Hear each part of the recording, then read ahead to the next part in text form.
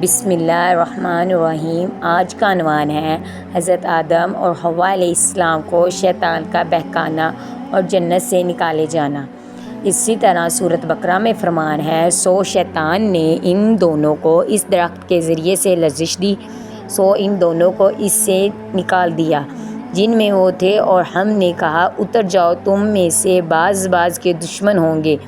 اور تمہارے لیے زمین میں ٹھہرانا ہے اور ایک زمانے تک نفع حاصل کرنا ہے۔ اور اسی طرح اللہ تعالیٰ نے حضرت آدم سے فرما دیا تھا کہ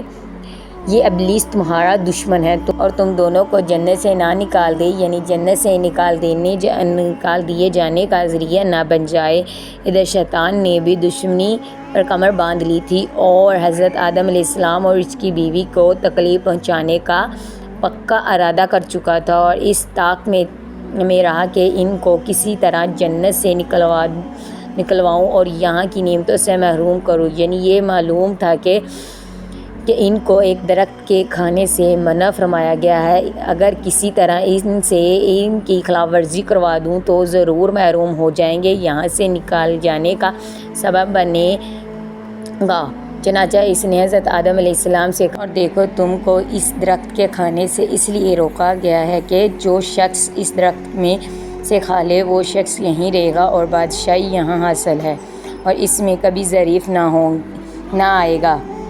اور اس میں سے یہ بھی کہا ہے کہ تم دونوں کو تمہارے رب نے اس درخت کے کھانے سے صرف اس لیے روکا ہے کہ ان کو کھا کر فرشتے ہو جاؤ گے اور ہمیشہ زندہ رہو گے۔ اور اسی طرح سورۃ طٰ میں ہے کہ ابلیس نے یوں کہا، اور اس نے صرف معمولی طور پر یہ ترغیب نہیں دی بلکہ دونوں میاں بیوی سے قسم کھا کر کہا کہ بے شک میں تمہارے لیے خیر خواہی کا مشورہ دینے والا ہوں، جیسا کہ سورۃ انفال میں فرمان ہے۔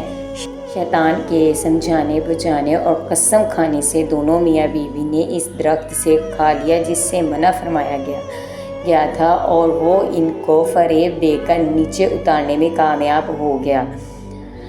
اس درخت کو چکھنا تھا کہ جنت کے کپڑے ان کے تن سے جدا ہو گئے اور دونوں کی شرمگاہیں جگہ ایک دوسرے کے سامنے ظاہر ہو گئیں۔ اب تو جنت کے پتے اپنے جسم پر جوڑ کر رکھنے لگے، جیسا کہ سورۃ انفال اور سورۃ طٰ میں ہے۔ اللہ تعالیٰ نے ان کو پکار کر فرمایا کہ میں نے تم کو اس درخت سے منع نہ کیا تھا کہ، اور کیا میں نے یہ نہ کہا تھا کہ بے شک شیطان تمہارا کھلا دشمن ہے۔ دونوں فوراً گناہ کے اقرار ہوئے اور مغفرت طلب کرنے لگے۔